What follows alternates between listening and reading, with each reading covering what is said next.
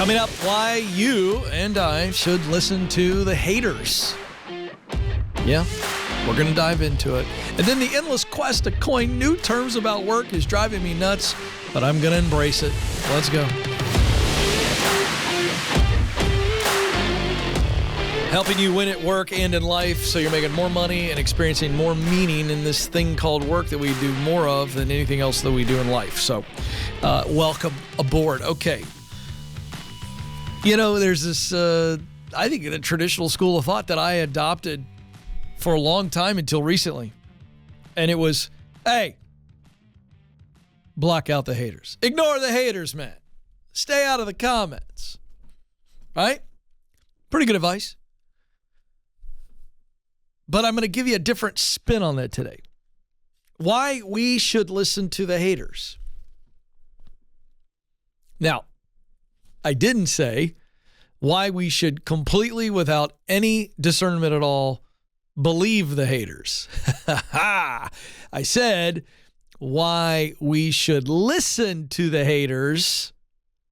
I didn't say why we should accept the haters as the gospel truth and believe the haters and thus change direction or opinion or whatever. I said listen to the haters. So let's break it down.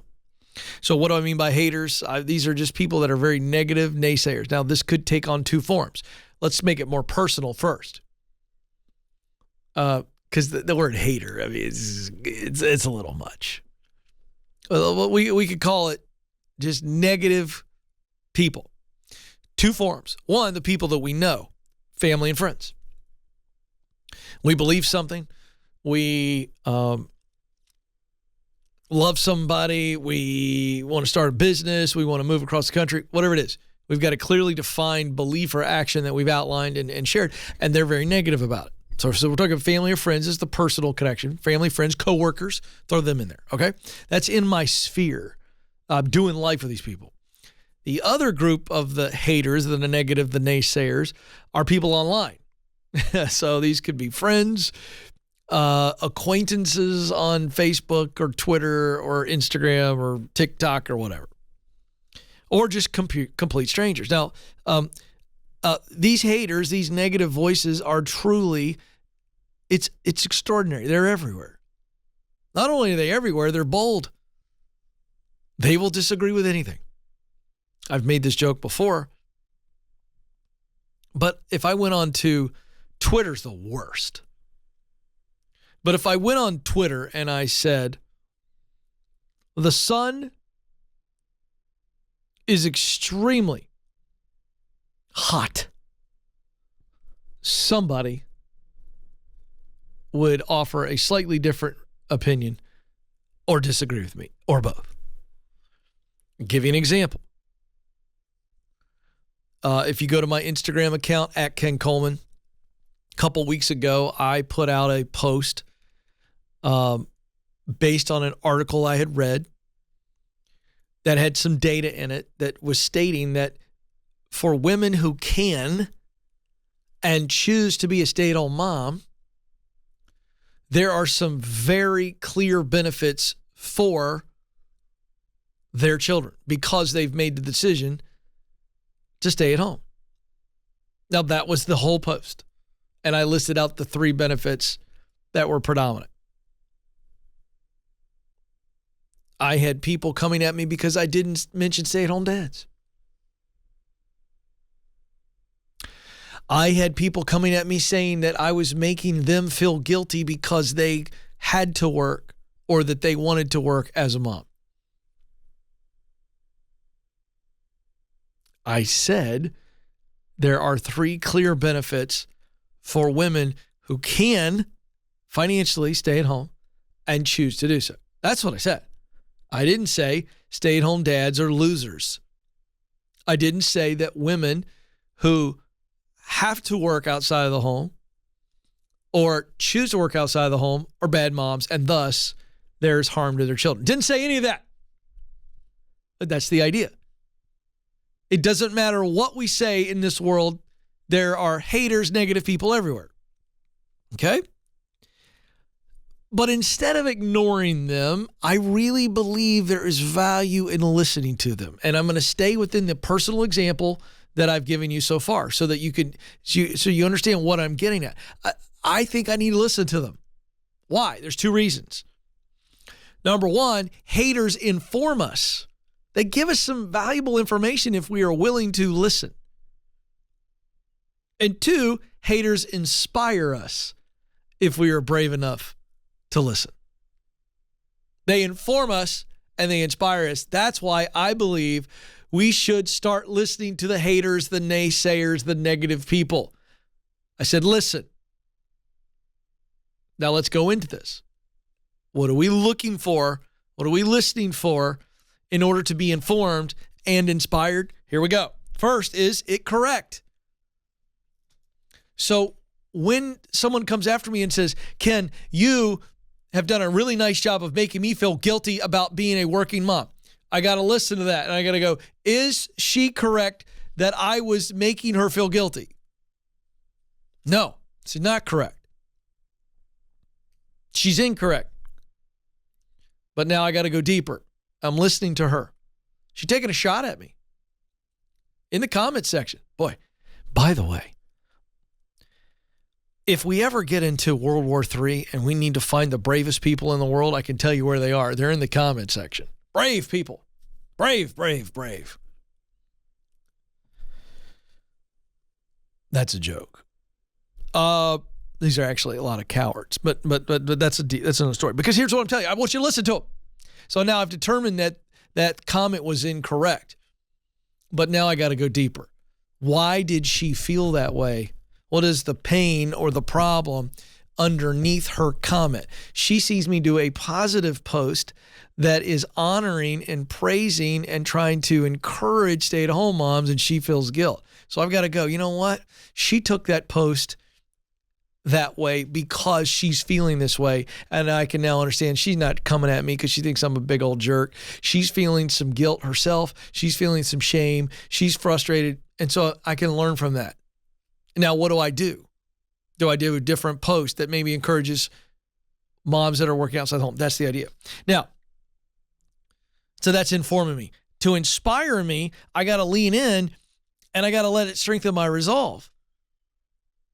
Because if what she said was incorrect, and she was, but I have sifted through it, and now I go, okay, I still believe I need to do that post. That post was overwhelmingly positive.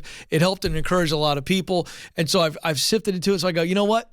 That criticism inspires me to take a strong stand here to help change other people's minds. But more importantly, it's not about the people that disagree with me. It's for the people that were inspired themselves. And so I strengthen my resolve and I go, I'm going to do more stuff for stay-at-home moms. Stay tuned at Ken Coleman on Instagram. Right? So I go, there needs to be more encouraging content for stay-at-home moms to make them feel loved and valued and encourage them because they're doing the toughest thing in the world.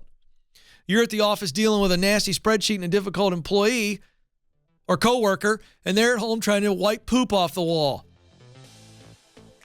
I'm just telling you.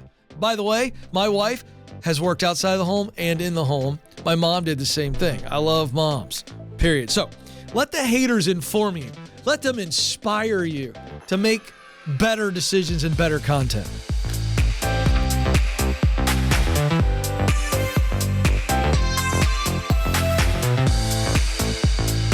So you just landed the new job. Congratulations. You've made it past the interviews and now it's time to onboard with excellence. That's why I created How to Stand Out at Your New Job. This free checklist will help you succeed from day one and may even help you get promoted. These practical steps set you up to add value, help your team win, exceed your leaders' expectations, and ultimately set you up for a successful transition. To get started, just go to kencoleman.com/new.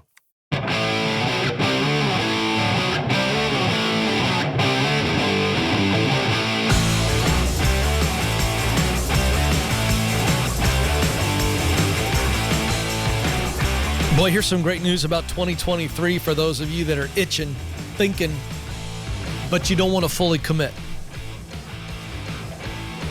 Forbes.com is the source of this article. The headline, Freelance Skills That Are in Demand. and where earnings are growing the fastest. So here's the big takeaway. You want to know what the bold takeaway from this article is? 2023 is going to be very, very good for the freelancer side hustle opportunities.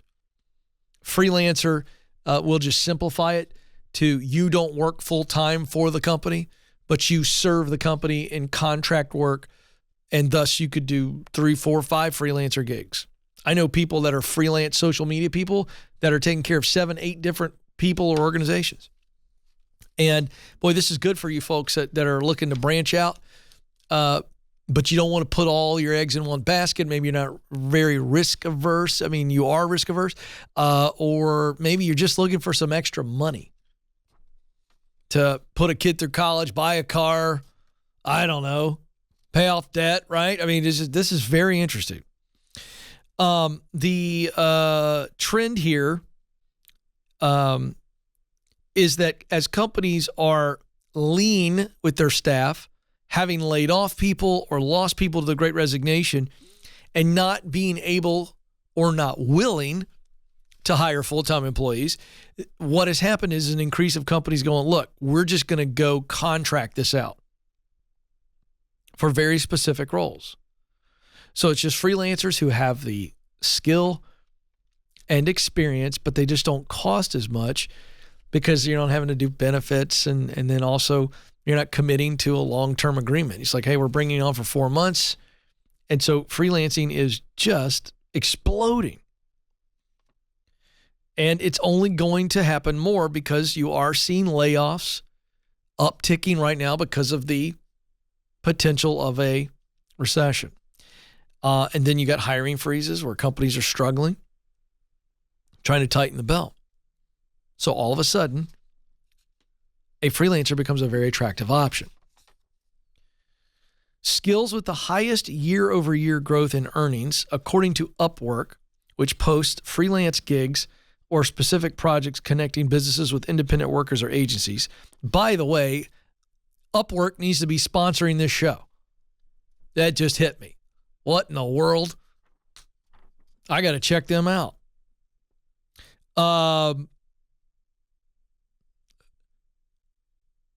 Top skills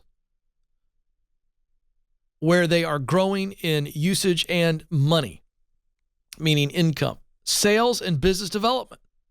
Obviously, if I can hire a contractor to come in and juice my income and revenue, man, I'm in.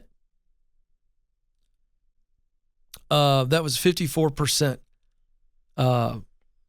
year-over-year growth. Data entry. Stay-at-home moms. Hello. Baby's asleep. Knock out some data entry. If you can type fast, you got to be better than me. We ought to shoot a video sometime of me typing. Alex has seen it. It ain't pretty. Accounting. 3D animation. And then the data also showed customer service skills, such as chat support, are highly needed by companies. I mean, again, data entry, customer service on the phone, chat skills, stay-at-home moms. Come on. You need a break. You can't watch another episode of Blue's Clues. You need to talk to an adult. Get yourself a customer service job. Nathan's looking at me like, you're talking about my wife, man. I mean, there's only so much Dora the Explorer that a human being can take. I don't know what the deal is. These kids can watch that stuff forever. Adults, it's like, for me, in my era, it was Mickey Mouse Clubhouse. Your kids watch Mickey Mouse Clubhouse? Yes, unfortunately. Yeah. You grow to hate that pleasureful little mouse. Hot dog. Muska, don't get me started. All right.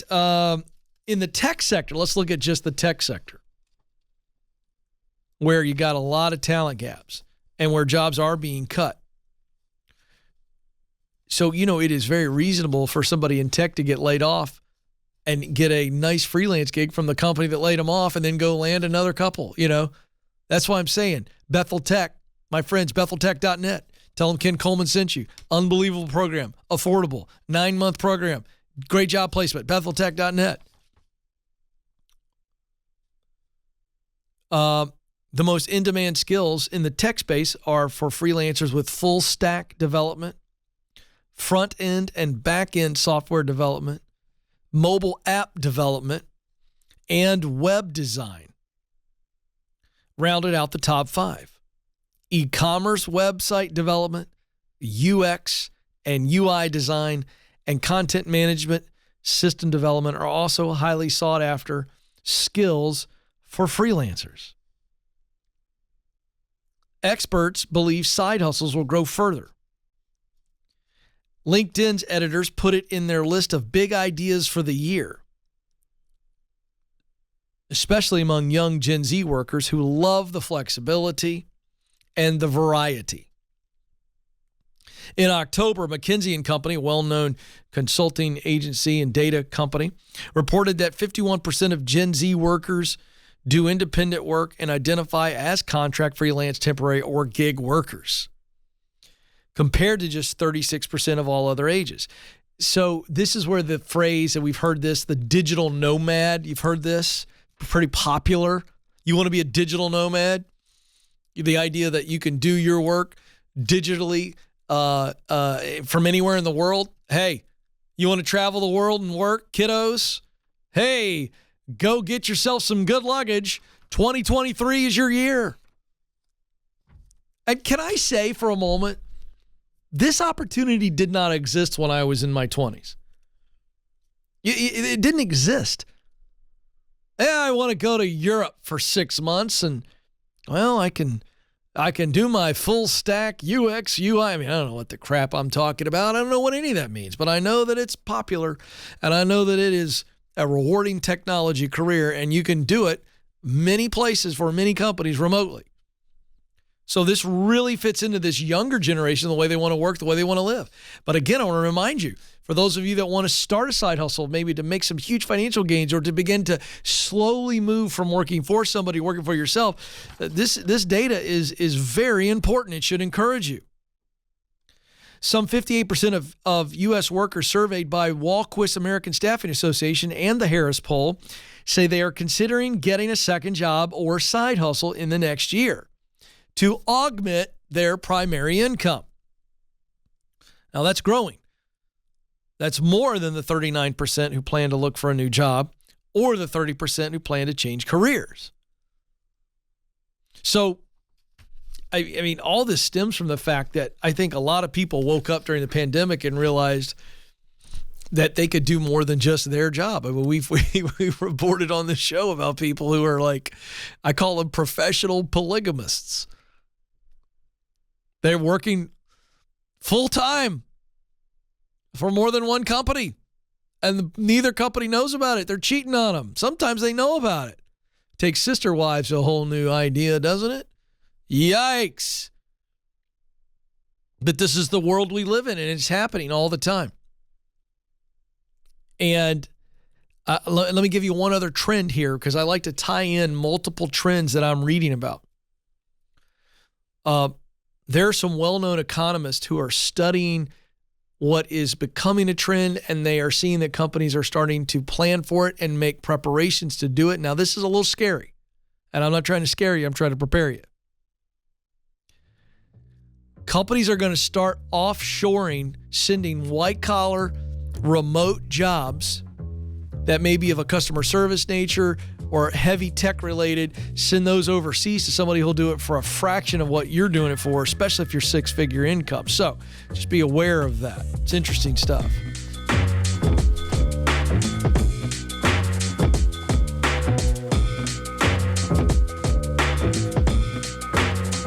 Did you know that just like a product, you have a personal brand?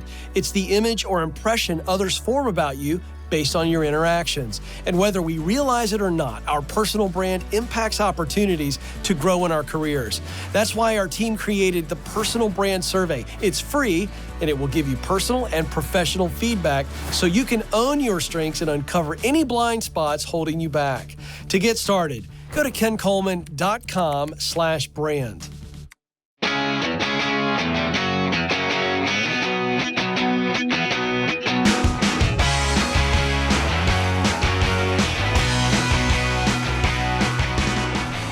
All right, folks, I am always in the headlines and the news, ciphering through what you're reading and what you're feeling and trying to give you proper perspective because I want you to win at work and in life. And you can trust me because I'm not here to scare you. I'm here to give you more clarity, more confidence, and courage. So I'm like the anti-news. They want to scare you and keep you locked. I want to give you clarity, confidence, and courage so that you can go out and do and be you. All right, so I feel like this is kind of a fun segment, and I want your comments via however you engage with the show. I want to know your comments. You can drop comments, ask at KenColeman.com. Join me on Instagram at Ken Coleman. So here we go. It's now gotten to the point where we are out of control with all the new word salads to describe work stuff, right? The Great Resignation, that's a pretty good one, describing a trend that continues to go, right? How about quiet quitting? Boy, that blew up in 2022. I mean, it became an anthem for so many people. Now, quiet hiring is a term. Quiet firing, quiet this, quiet that. It's like we've ruined a fantastic word. When I want to be quiet, I don't want to be quiet because I don't want to say quiet. Too much quiet. It's gotten out of control. You know, all these terms saying the same thing. So we thought we'd have some fun. So I want you all to comment. By the way, if you've got a really good one, I'm going to share it on the show. So we want to look at work trends, pain points, things like that. And the Ken Coleman Show, we are going to wade into the nonsense. If I can't beat them, I've got to join them. And that's the bottom line. So I got a few. Alex had some good ones. He came up with the Great Procrastination. This is where people know they should quit. They want to quit, but they're scared to quit. So they stay in the job that is sucking the soul right out of their body. That's the Great Procrastination. That's pretty good. I like that one. I've got one. Instead of quiet quitting, how about loud laziness? This is the person who literally is not worried about getting fired at all. They don't even care. They either got something on the boss, or they're the pet of the boss, or they know that they do enough to where they don't want to go through the nuisance of firing them. And you know what they spend most of their day doing? Smoking on the dock, walking around everybody else's cubes, having a good old time, taking an hour and a half lunch, 20 to 25 minutes on the toilet every other hour. It's loud laziness. They're not even trying to hide it. They're not trying to be cute with it. They literally just do whatever they want to do whenever they want to do it.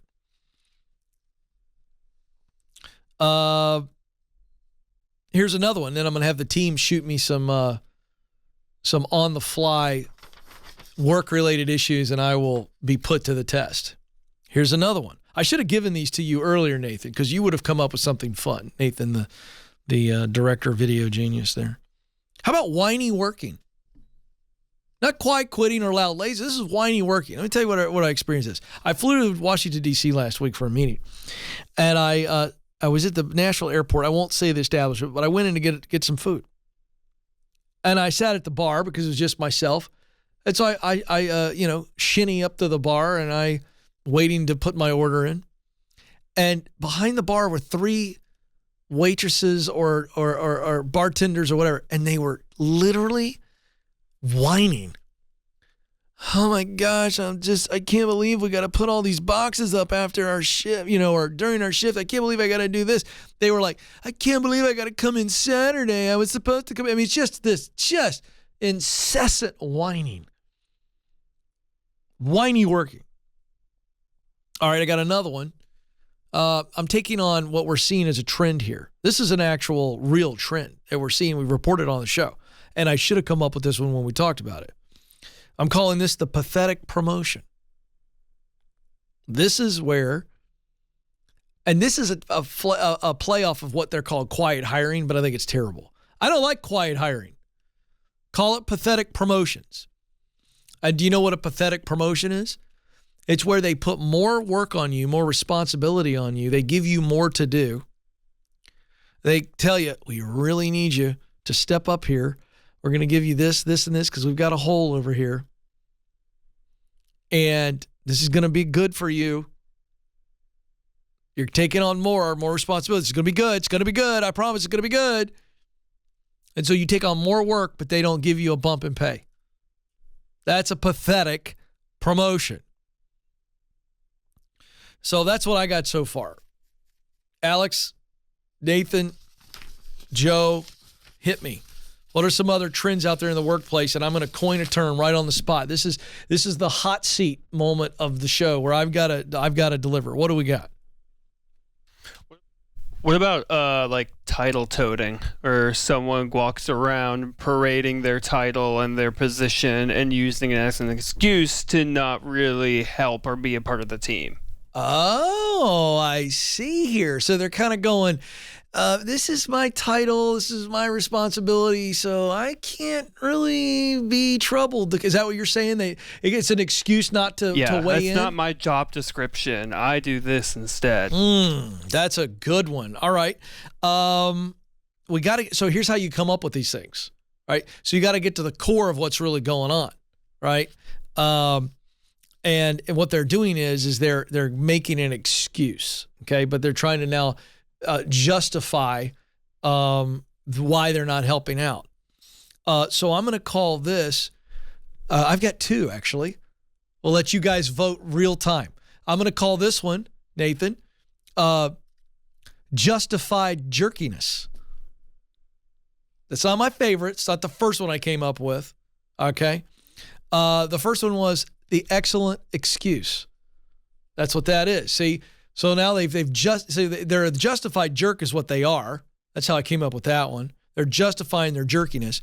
But what they're doing is they're giving you an excellent excuse. It's the one where you go, hey, and they go, well, I think I am slammed and I got to keep my head down over here. That's what's going on.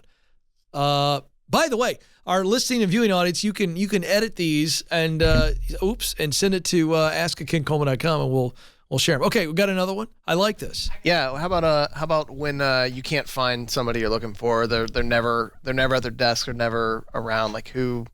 If you're looking for somebody, they're vanished. They've ghosted or something. Yeah, they're very hard to find. What do we call that person? Well, the natural. My brain is going to ghost because ghosting has become like obviously another obnoxious term that's beyond work.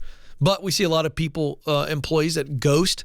They don't show up for a job interview. People like candidates for job interview, they got a scheduled appointment. They won't show up.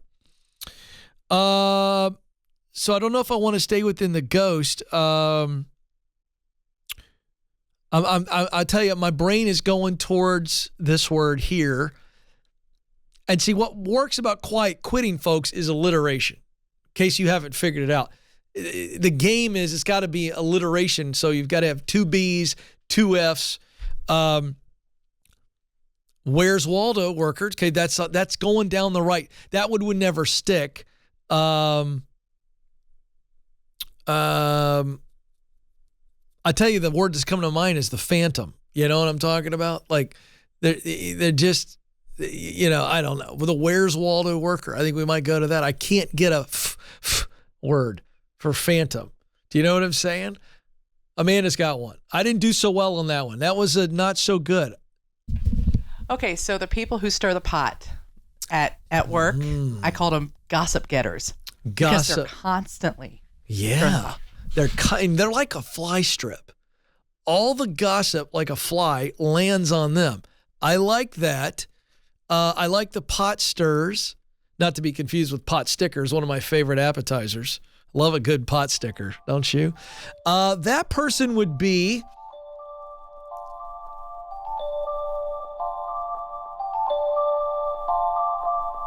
the masterful muckraker. There you go. There's my alliteration. They're just raking up the muck all the time. They want you. They're like a pig. They say don't wrestle with a pig. You both get dirty, but the pig likes it.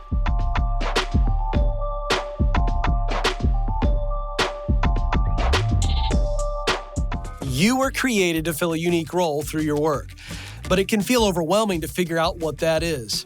That's why I created the Get Clear Career Assessment. In just 15 minutes, you'll get customized results that clarify what you do best, the work you love to do, and the results that motivate you. All this helps you discover what you were born to do. And you'll get a list of professional possibilities to help you in your job search. To get started, go to kencoleman.com/assessment.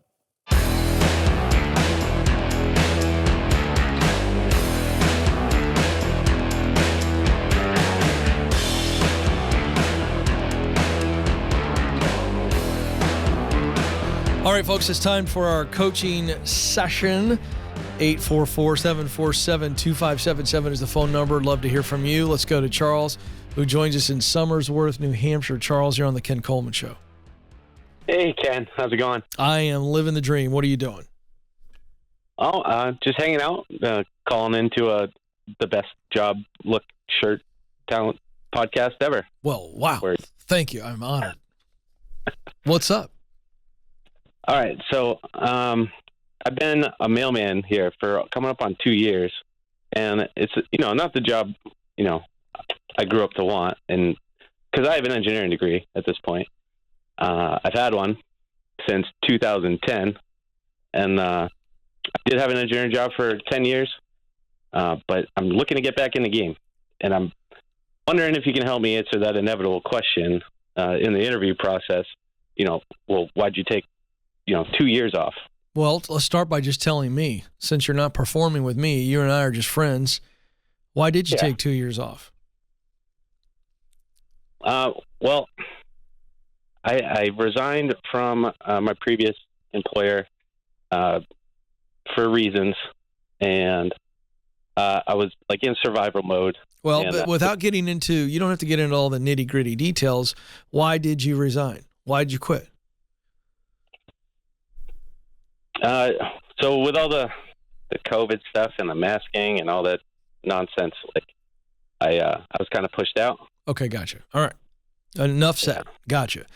All right, and okay, and so that's the primary reason. But why taking 2 years off from the industry that you're in? Well, or that you want to be back, that you want to get back into what work? What's the ladder you want to get on, and where are we climbing? Let's start with that. So I took the mailman gig to I was in survival mode, and I just needed a gig, and I wasn't going to be doing it long. I'd get back in the game. But the post office was so understaffed, I couldn't leave. I went through a peak period, said Sure. I don't want to do that again. And here I just went through another Christmas season. Right. It was rough, but my question is, what ladder do you want to get on, and where do you want to climb to? Oh, all right. Yes, you're bringing back to baseline. Okay, I'm with you. Where do you? I want to. Go ahead. I want to be an engineer in terms of helping the mechanic, or writing technical documents. This is all stuff I've done before, though. Right, but where do you want to go? Where do you want to go with that? I know that's getting back in, but where do we want to climb to? When I was doing the career clear assessment, the leadership questions were the ones that hung me up. I'm not sure if I want to be a leader. I'm okay with that mid-level, not a grinder, but I don't even know what I'm saying. Yeah, it's okay. It's okay. My point is, I just wanted to know, because it's going to help with the narrative of your question. So the question is, how do I explain a 2-year hiatus from being an engineer? That's what you asked me. That's why you called. I'm asking myself. I'm going to tell you. But I just was asking for background. I wanted to know why we want to get back in, or where we want to go, so it helps with the answer. So I think the answer has to be something along the lines of, you know what? The environment I was in the midst of COVID was incredibly difficult, and I needed a mental health, whatever you want to say. I don't talk that way, but I mean, the point is don't overthink this. Just go, I was not in the greatest environment for me at that time in my life, and I needed something different. I needed to step away to refocus my perspective, to serve to serve differently, to work differently. And I took the first thing because for me, it was just about I needed change in my life because the COVID thing was such an extraordinary time and it was a difficult situation where you're not throwing them under the bus. Yeah. I feel like I'm starting to sound like a politician. The point is you take the high road, but you made some changes in your life and you wound up taking an opportunity that came your way that was just different. And you fell in love with it for a while because you were serving. They were understaffed, and you felt like, you know what? I don't want to leave them. This was meant to be a temporary pivot, and I stayed 2 years because I wanted to leave them well. And here I am. I'm refreshed. I'm refocused. I'm ready to go again. That's the idea there. Don't hem and haw. I was hemming and hawing, trying to help you because I don't know how you are comfortable saying things, but just look, I made some changes, and the changes lasted longer than I thought. Here I am. I'm ready to roll.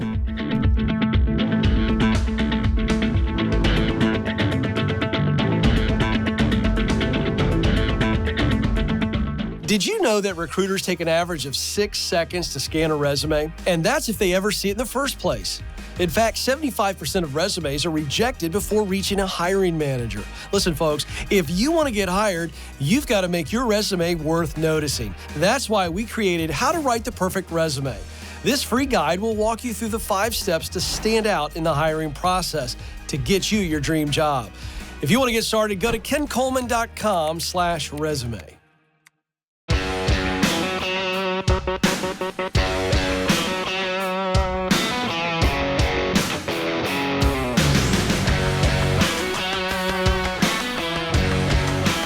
Hey, if this show is encouraging you, entertaining you, equipping you in any way, and you find it valuable, number one, I'm so glad. Number two, I need your help. We want to spread the word, and it's no more credible coming from somebody like you who engages in the show. So if you're watching on YouTube, would you subscribe to the show? That helps us with algorithms. Would you share the show? Very easy, one click. You can share it on social.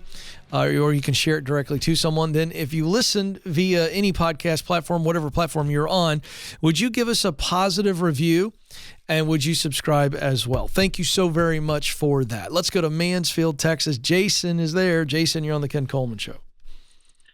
Hey, Ken. How you doing? I'm living the dream, Jason. What are you doing? I guess my question overall is, I feel like I don't know my place in the world and what I'm supposed to do. Yeah. Well, that's why I'm here. That's why I get up, because I know you have a place. So we got to figure out where the greatest source of confusion is coming from. So I'm going to give you 3 prompts. Okay? Okay. And it's really important, Jason, that you feel very comfortable. You've called me. So that implies that you trust me, but you got to trust me by just saying what comes to the mind immediately. Don't sit there and try to edit it, okay? Okay. All right. Do you know what you do well? Soft skills, hard skills? Hard skills, creating. Okay. And soft skills, I would say making people laugh. Okay. Creating what? What things do you love to create? Anything. Nah. I love the idea of creating something in my head and like. All right, so the let me idea ask. Of creating it. Yeah, I know, but I'm gonna challenge you to go deeper.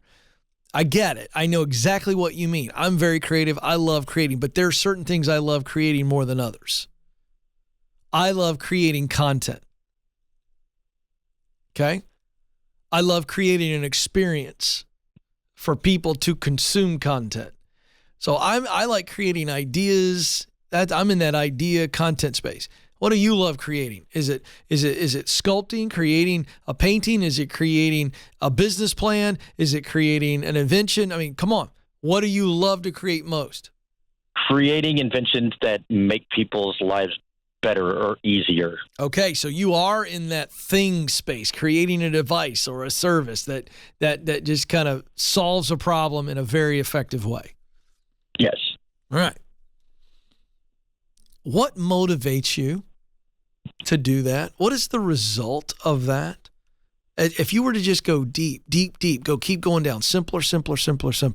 You said make people's lives easier. That's pretty good. That's a pretty good answer. That's what motivates you. But I want you to go deeper. In other words, simpler. Make that phrase, make people's lives better. Go simpler. What's one word that describes the results that you get, the juice, when you produce this result? What is it? I would say the satisfaction of seeing the smile on their face, knowing that I made their lives better. Okay. That's beautiful. That's it. You did great. So in my Get Clear career assessment, one of the 6 motivational drivers that I call mission in the assessment. What's my mission? That means results that move my heart. For you, it's achievement. You love hearing, seeing a customer, aha. And so you've achieved something. So you like the scoreboard. You like to know that it worked. You like to see the numbers, right? Yes. Yeah. So let's start all over at the beginning of this call. Jason, you said, Ken, I don't know my place in the world. And yet when I ask you to tell me what you're good at, to tell me what you love doing, to tell me what motivates you, you had some very clear answers. What is it that you're really asking me? You know your place in the world. What's the real question?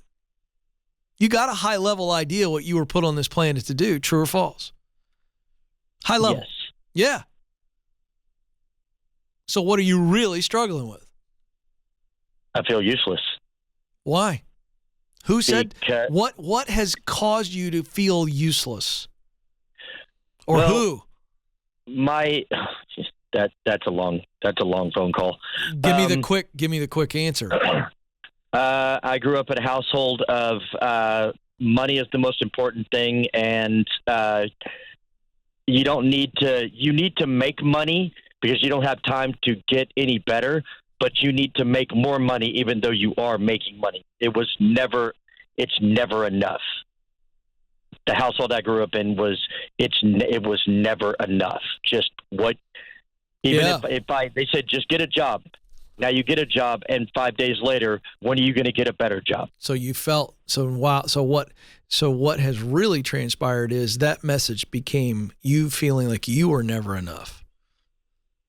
Yeah, that's fair. Because they never applauded. It was just go get more. It's never enough. It's never enough money. And the natural message is I'm not enough. That's fair. Yeah. All right. That's important. You can go see a therapist on that. If you haven't gotten healthy on that, I highly recommend it. Because that voice has got to change from I'm not enough to I'm just right. You know? Yes, sir. I mean, it really has to. Now, that's one thing that's got to be dealt with. Because that voice that I'm not enough is fueling your hesitation because it knocks away at your confidence and it's going to keep holding you back. Now, you got to get healthy on that, whether through therapy or some good old-fashioned prayer, or what I'm going to recommend, because it's a combination of all three sometimes. The third element is you need to get busy. The truth is you're very talented. If you can shut out those voices long enough, you're very talented. True or false? Yes. Yeah, baby. And the kind of work that fires your heart up. Yes. So go do it. If I look at the 7 stages in the book From Paycheck to Purpose, get clear is stage 1. Stage 2 is get qualified. Stage 3 is get connected. Stage 4 is get started. That's your jam. I'll give you the book. Whatever format you wanted, I'm going to give you the book as my gift. Thank you. Because you need to follow an extremely clear path to shut those voices out. So if you want to get into that space of inventing, that's kind of doing it on your own. Let's back into that one and go, maybe I'm in engineering work, or maybe I'm in data. I mean, I'm in some type of tech work where I use my skills, my creative version of that, and I got to go work for somebody so that I can get some more experience and skill, and then maybe one day I am inventing my own product. Do you understand? If you try to go for, I'm going to invent this thing that's going to change the world, that's like trying to climb Mount Everest before you go hiking. Yeah.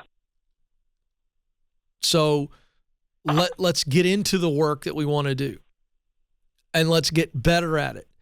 And allow ourselves, this is you. You have got to see yourself delivering great results and people going, Jason, great job. Jason, really well done. Jason, you are enough. Jason, you're valuable. Jason, we want to promote you. You need some of that before we try to go all in on inventing something on our own. Make sense? Yes, sir. I believe in you.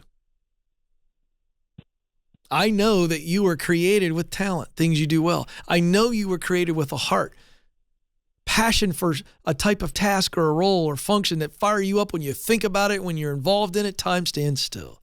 And I know that you long to make a difference in this world. I know those three things about you, Jason. Do you believe those three things about you? Yes.